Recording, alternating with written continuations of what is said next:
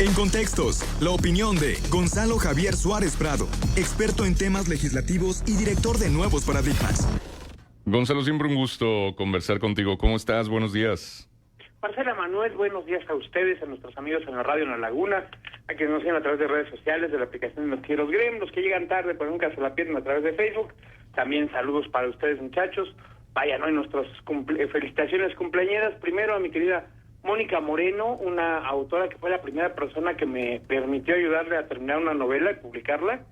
Entonces fue como mi primera hijada de edición. Pues fuerte abrazo, mi querida Moni. Y también Aitor Villarreal, un compañero de la carrera que cumple años. Fuerte abrazo para ti, mi estimado Aitor.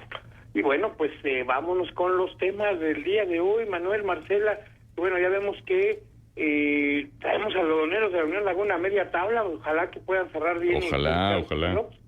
Y los Diablitos pues van en primera en su zona, en la sur, pues entonces ya tenemos casi el lugar asegurado. Ya lo notas en que ya estamos en esa fase de la temporada en que organizan eventos particularmente divertidos, pero no necesariamente por alto nivel beisbolero. Es decir, tuvimos la semana pasada por ahí la presentación de la nueva película de un superhéroe arácnido que se va a estrenar, 3 días de tema en el parque, y ahora vamos con un festival japonés para este fin de semana. Órale. Va a poner interesante. Qué bien. ¿No? Pero bueno, pues en parte porque ya no tenemos mundial, también hay que decirlo. Ya los datos, qué impresionantes, Sí, de los 6 totalmente. partidos más vistos en el mundial, 5 fueron de la selección mexicana, más que la final inclusive. Sí, qué cosas, Sí. Y sobre todo la inauguración, que generó mucha expectativa. Oye, es que qué divertido fue el mundial, nos la pasamos muy bien. Tuvo su gracia, como no, y por supuesto los temas derivados de él que siguen candentes. Mira, hay por ahí la iniciativa de Infantino, del presidente de la FIFA, de pasarle toda la parte comercial a una empresa privada y venderle 20% de eso a la familia de Donald Trump. Sí, qué cosas. Está en el voto al yerno, no el plan, ¿no? Al yerno de Trump. Al yerno de Trump, es correcto, ¿no? Entonces, pues se está poniendo candente ahí, porque si logra los votos y vaya, quien las elecciones que voten a favor sean 40 millones de dólares, las que no solo tendrán 10, y eso por supuesto es algo que en el área de políticas públicas llamamos la alineación de incentivos, ¿no? Voten y se llevan 30 más, pues quién no va a decir que va con el proyecto, ¿no? Y nuevamente pues es algo parecido a lo que traemos en los 3 temas candentes del mes. Decíamos que ahora tenemos el resumen de qué pasó y qué viene. Y lo más importante es que se van a discutir 2 iniciativas. La ley contra el feminicidio, que ya presentó la presidenta y que ya tienen incluso calendario, que quieren tener dictámenes a mediados de agosto y tener la lista antes del 20 de noviembre ya aprobada por todos los congresos estatales y por ambas cámaras. Y pues empezar la discusión ya de las propuestas, y por supuesto ya les empezamos a hallar algunas bonitas fallas, ¿no? Por ejemplo, que en las sanciones pues se habla hasta de 70 años de cárcel, pero luego se pueden ampliar por dificultades hasta 107 años de prisión. Oigan, ¿cómo hacemos eso? Digo, en México está prohibida ya la cadena perpetua, pero pues 107 años se acerca bastante, ¿no? Sí, te quedas de por vida. Pero luego hay una previsión que dice que no pueden poner más de 2/3 partes de la sanción bajo ciertas condiciones, es decir, pues de los 107 se baja poco menos de 70, ¿no? Hombre, ¿para qué pones una sanción tan espectacularmente llamativa para luego decir que no la puedes aplicar? Son de estas, digamos, ventas de la idea al público de vamos a hacer la nación más severa en el castigo, pero a la mera hora no se aplicará como está planteada, ¿no? Y como hay 2 contradicciones en la iniciativa, es relativamente normal que falla esta visión sistémica de que tienes que resolver todo de un jalón y no paso por paso. Por ejemplo, ya se aprobó, ya es constitucional el tema de la prohibición a las pensiones doradas, ¿no?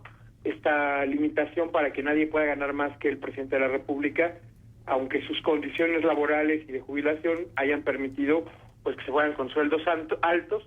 Y pues en estricto sentido nadie puede recibir una sanción, un cambio legal retroactivo, es decir, la ley que te aplica es la que estaba vigente o la nueva si te da mejores condiciones, pero nadie lo pueden echar para atrás. Es un principio jurídico que data por allá de la época romana, o sea, imagínense que tenemos casi 2000 años con el principio de solo si beneficia al reo se puede aplicar un cambio legal, si no es con la ley que estaba vigente al momento que la hizo. pues bueno, ya encontraron que hay un error en la redacción del artículo 127, que no se puede aplicar exactamente, que hay una indeterminación de los montos topes a la sanción, y por lo tanto que todos los que impugnaron y fallaron pueden apelar y decir, oigan, se hizo mal la ley, va para atrás y páguenme mi dineral como lo tenías antes, ¿no? Particularmente para la gente de Pemex o de CFE, que eran paraestatales, es decir, como decía hace rato la invitada, como la UNAM, que tiene su autonomía para administrarse y gestionar, y se quita ciertas restricciones como si fuera estrictamente un órgano de gobierno, pues lo mismo CFE y Pemex, que podrían decir, pues yo no era empresa de gobierno, soy propiedad del gobierno, pero no soy parte del gobierno, así que a mí no me aplicas la regla, ¿no? E insisto, pues redactar leyes tiene esa pequeña dificultad, no es poner algo bonito o cambiar la norma, ¿no?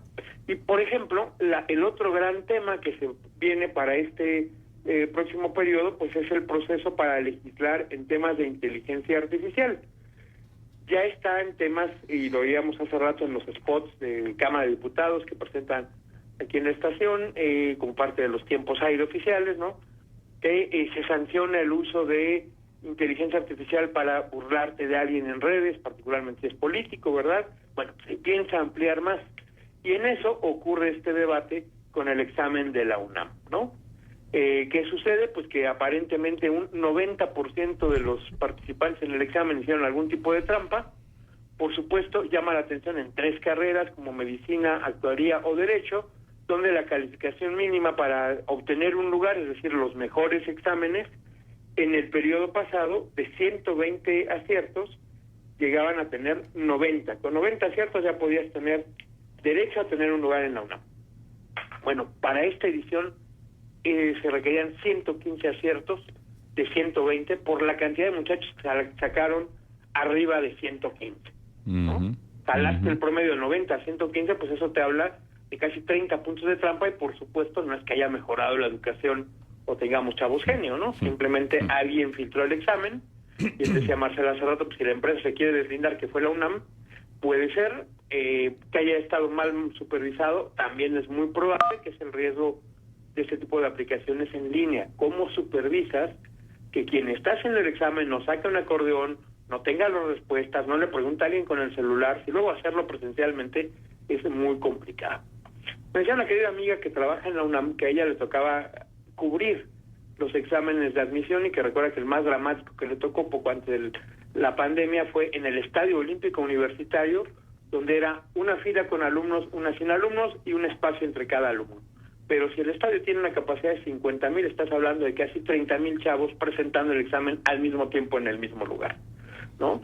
Imagínense la cantidad de gente que requiere para supervisar que no te hagan trampa, que se sienten bien, que no saquen el acordeón, que no se estén copiando, o que en el estadio no suelten las respuestas en el sonido ambiente, ¿no?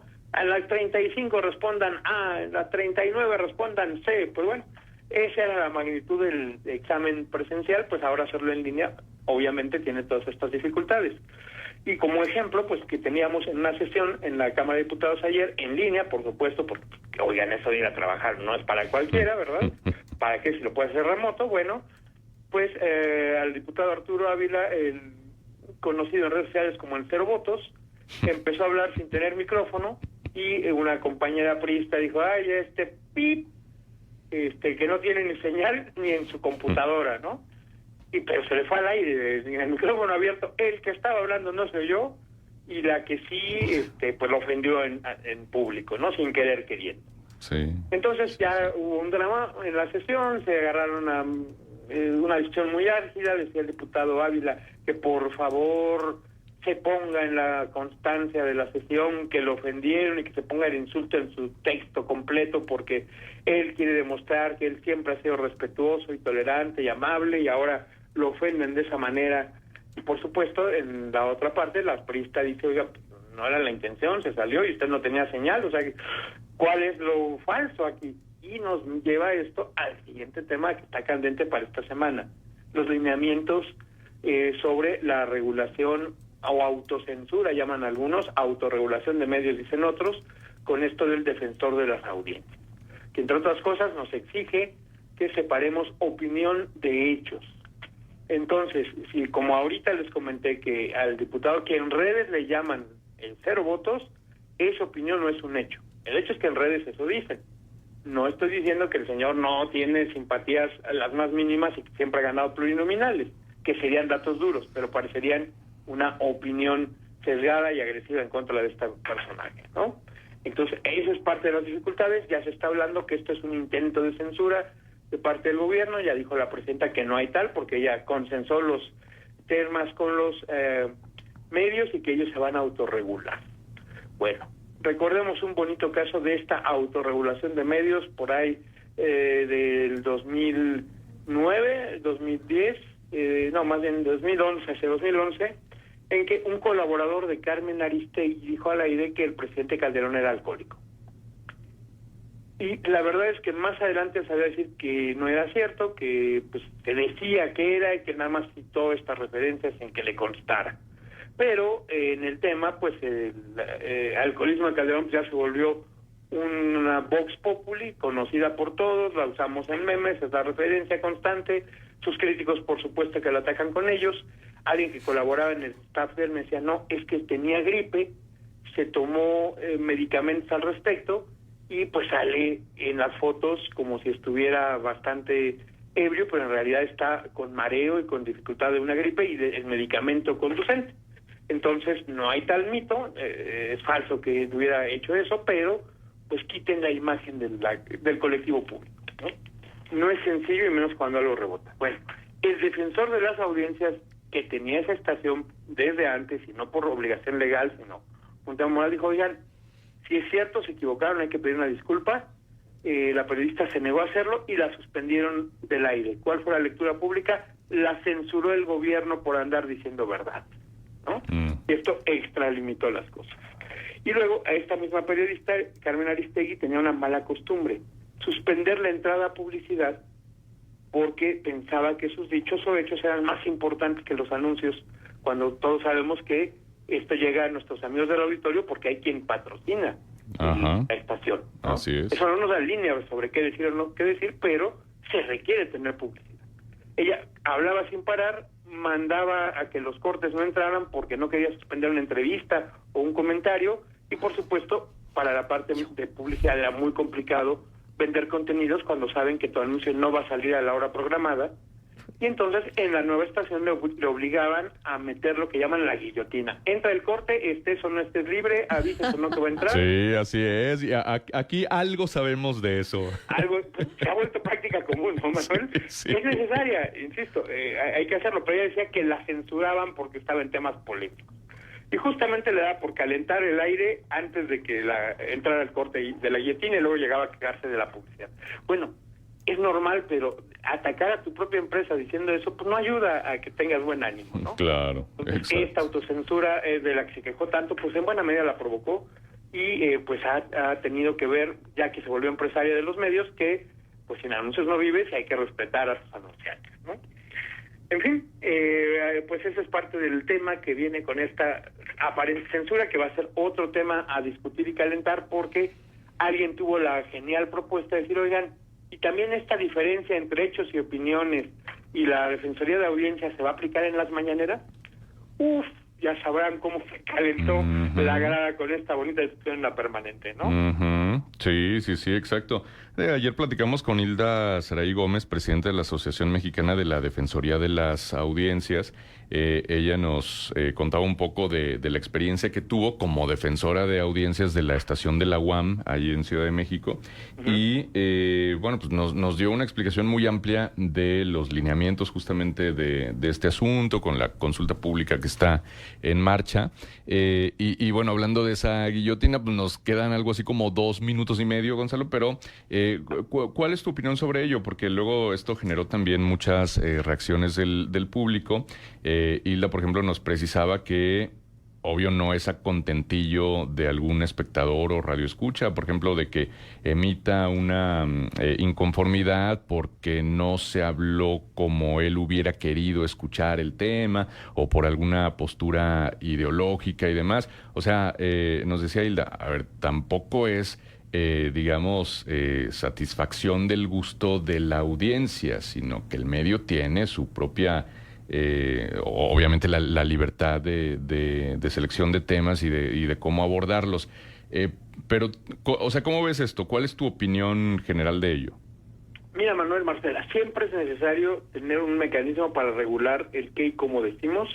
Siempre hay una obligación ética de reconocer cuando se nos va algún dato al aire que está mal, o algún error, o a veces nos ocurre, particularmente en espacios como este, donde al corte de ayer traíamos una información y ya en la mañana o en la madrugada hubo cambios, renovaciones, y lo que decimos ya no estaba al 100% vigente. Bueno, hay que tener la obligación moral de reconocer cuando la riegas, e incluso al aire en el mismo espacio que haces, ¿no? Dos, también es importante reconocer que, como en deportes, pues una cosa es tener las simpatías por un equipo o por otro, y una más, pues el dato duro, el gol entró o no entró, punto. ¿Se anotó la carrera o no se anotó? Ya estás. Si hay una discusión sobre si el umpire hizo bien la jugada o no, o sobre si hubo trampas por ahí, o si Maradona metió el gol con la mano y se lo dieron por bueno, o si el VAR se hizo para manipular cosas, bueno, ya es otro detalle. Pero el dato duro, ese siempre hay que respetarlo y sostenerlo, documentarlo de manera muy adecuada. Entonces sí, es importante que haya una defensoría de audiencias, y sí, como bien dices, parte del problema es que podemos tener 100 personas en la audiencia y 3 son muy calientes en el tema, 2 a favor, 1 en contra, 2 a favor, y son los que están constantemente presentes y protestando. La mayoría puede decir, pues tienen razón, o no estoy de acuerdo, y dejarlo pasar. Otros pues se ponen muy calientes y se quejan, y son los que normalmente participan de manera violenta o constantemente agresiva en los espacios o en los canales de comunicación. Pues bueno, hay que entender que no vamos a hacer monedita de oro para darle a todos, exacto. Pero también pues hay que procurar ser justos, y en ese sentido ojalá sí se tenga un mecanismo, pero que no pase como llega en Campeche, a una censura previa en los periódicos, que hay que mandar las columnas al gobierno del Estado para que diga si se pueden publicar o no. Qué cosa, no, eso es una aberración. No. Es una aberración, pero pues no han podido echarlo para atrás, porque aunque el propio Congreso del Estado no estuvo a favor, pues nadie se atreve a decirle que no a la gobernadora. ¿Pero cómo? ¿De verdad? Sí, Marcela, es que recuerda que hubo por ahí una persona que publicó 3, 4 columnas acusando a la gobernadora de negocios turbios. Cuando le pidieron pruebas, se presentó las pruebas, pues lo mandaron callar, y el punto es, ocurre para las columnas de opinión. 10 segundos la guillotina, sí. Vamos, pues. Nos hablamos el próximo jueves, y conste que no puedo quejarme porque de eso hablamos. Muy bien, un abrazo, Gonzalo, el maestro Gonzalo Javier Suárez Prado, experto en temas legislativos, director de Nuevos Paradigmas. 8:28, 28 grados. Escuchas Contextos. Regresamos con más.